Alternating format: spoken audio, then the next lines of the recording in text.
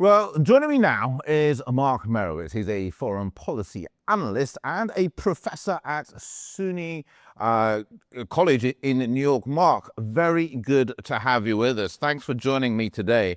As you know, a lot is going on right now, Mark. We've heard from President Trump.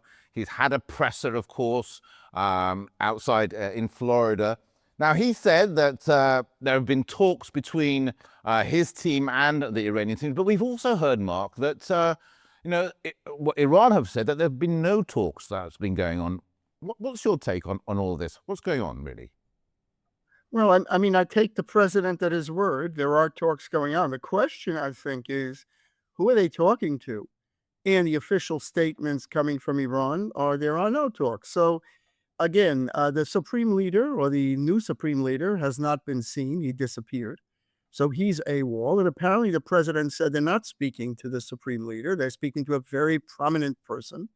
And that question really is that suppose they have a discussion and that person, whoever he may be, agrees to something. How do we know that that can be implemented? We know in the past that Iran has agreed to all sorts of things, such as the 2015 nuclear deal with President Obama, which they violated consistently on a regular basis and continued to develop a nuclear weapon. So, question one, who are we talking to? Question two, can that person make a binding deal that is binding on everybody in the Iranian establishment? And question three is, what's the deal going to be?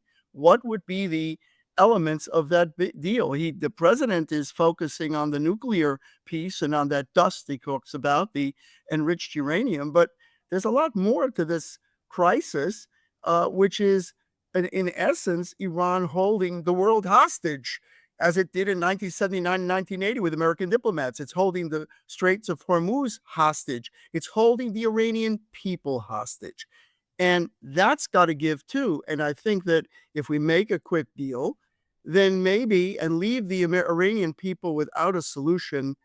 There's a very interesting article in the Wall Street Journal today, which says, what about Trump's legacy? Is that going to be his legacy, that he made a fast deal and left the Iranian people to sort out their ability to be free on their own? That would not be, I think, a very good look for the president, to be candid. And I don't think he wants that. No, absolutely. I do understand what you're saying there. I mean, like I said, mixed signals not only coming out of Tehran, but also Washington. We saw that Donald Trump sort of spoke out and said, look, I want the uranium. I'll go in, I'll get it myself if I have to.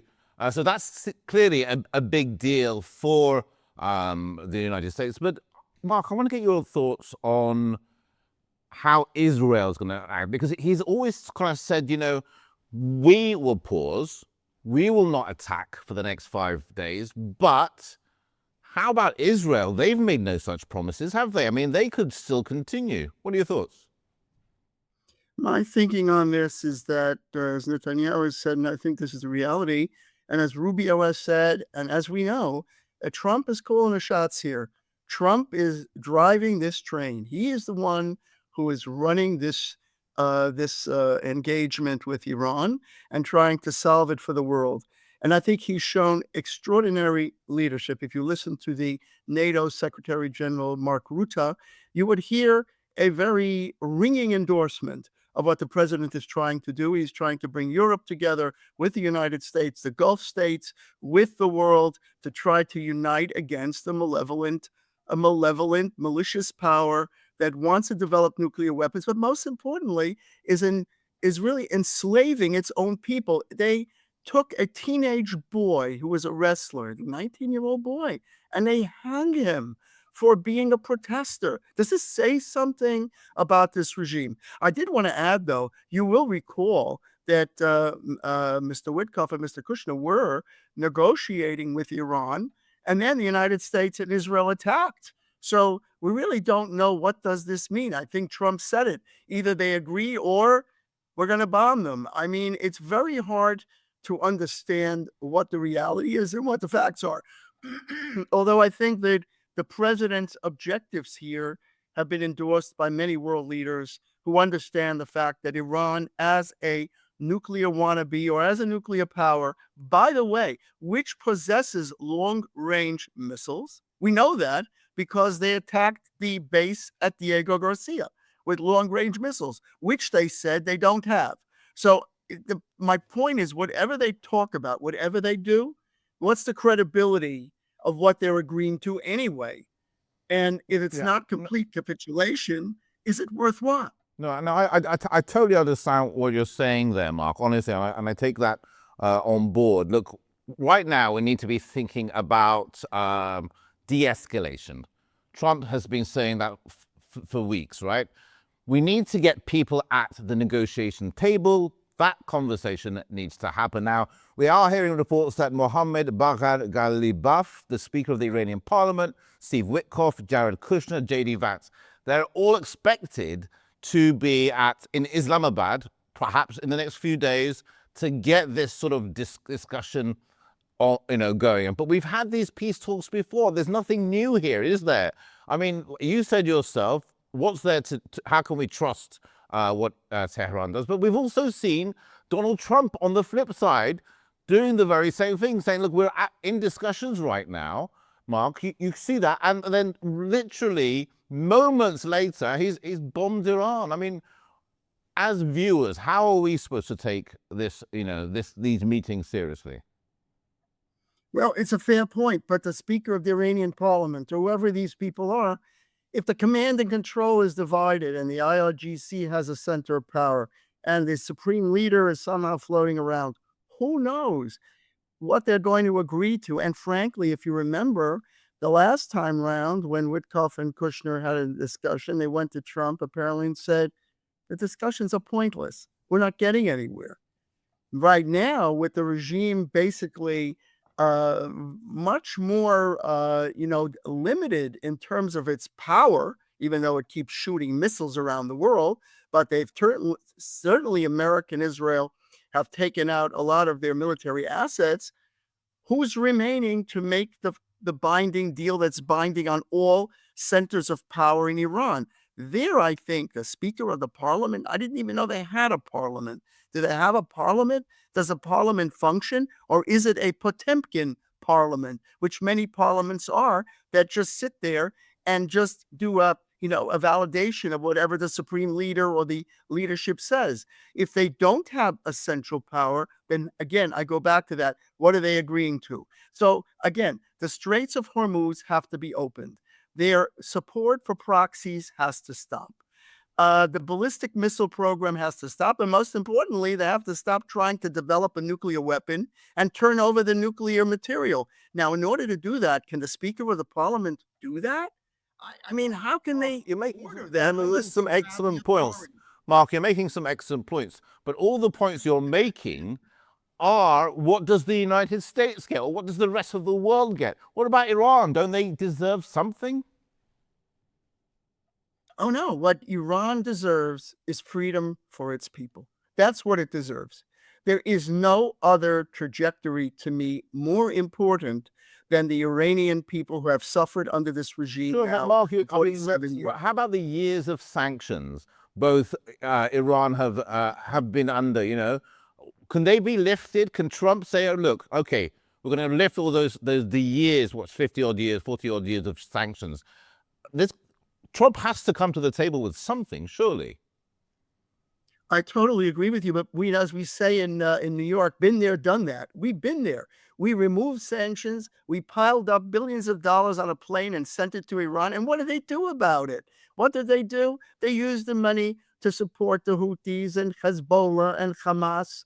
And it's obvious to me they're going to do the same thing again.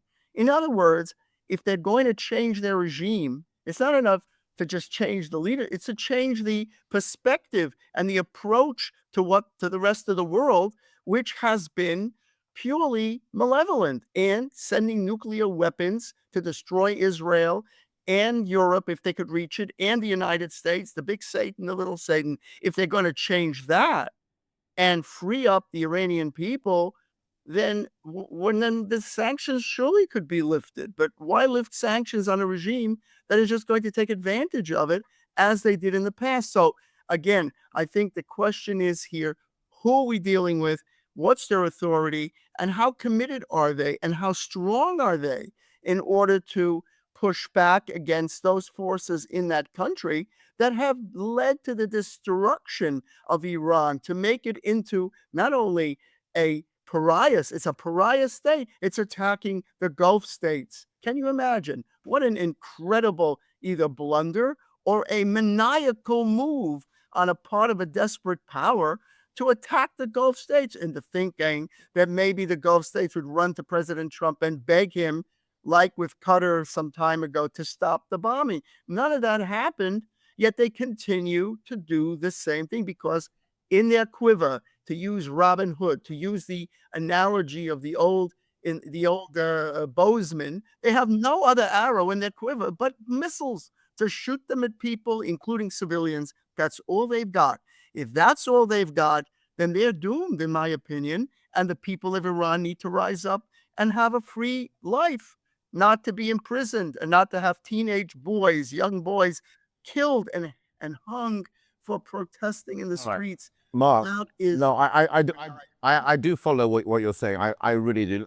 Sadly, we don't have a lot of time. I'd like to get this one more question in, though.